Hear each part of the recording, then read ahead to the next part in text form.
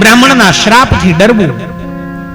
બ્રહ્મ પણ ભગવાન સાક્ષાત જ્યારે આ સૃષ્ટિ ઉપર જન્મને ધારણ કરીને આવે છે ને, ત્યારે ભગવાન પોતાના મુખથી કહે છે, મને આ સૃષ્ટિમાં બીજા કોઈનો ભય નથી, હું માત્ર બીવું છું, ડરું છું તો બ્રાહ્મણના શ્રાપથી. બસ. એટલે એનો મતલબ એવો નથી કે બ્રાહ્મણો પણ ગમે ત્યારે શ્રાપ આપી દે, અને શ્રાપ આપવા માટે પણ ઉપાસનાએ યુક્ત થવું જોઈએ.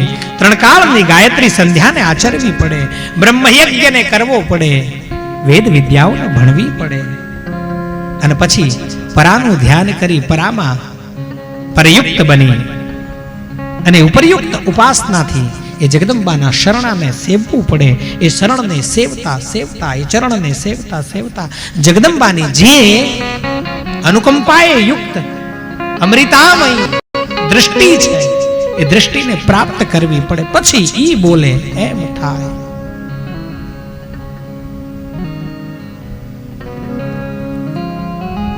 નહીતર દેવી ભાગવત તો અત્યારે ઘણી જગ્યાએ ચાલી રહી છે, ઘણી જગ્યાએ.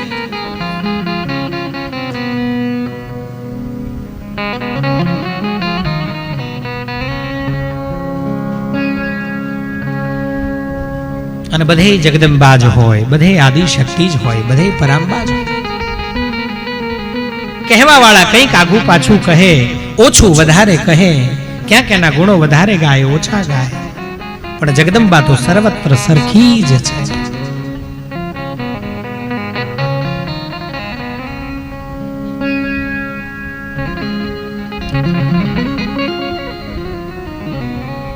અને પેલું જે રજ કે માછલી બનેલી અપ્સરા એના શરીરમાં પ્રવેશ, અને એના થકી આ માછલી મત્સ્યોદી નામથી પ્રખ્યાત થઈ.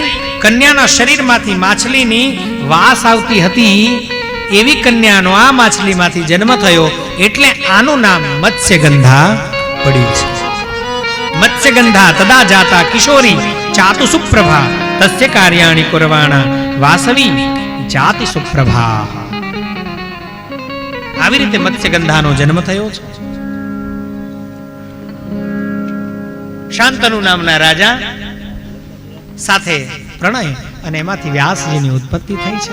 બોલીએ વ્યાસ નારાયણ ભગવાન કી જય. પણ પૂર્વકાળની વિશે શાંતનુ ગંગાજીની સાથે પરણ્યા છે, અને ગંગાજીને જ્યારે નીચે આવવાનું થયું ત્યારે 8 વસુઓને શ્રાપ મળ્યો છે દુર્વાસા થકી, અને શ્રાપની અંદર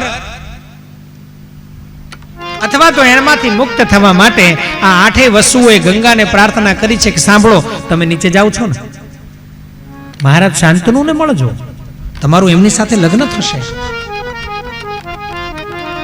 અને શાંતનુ પણ દેવલોકમાંથી ગંગાજીની સાથે જ પતિત થયો છે.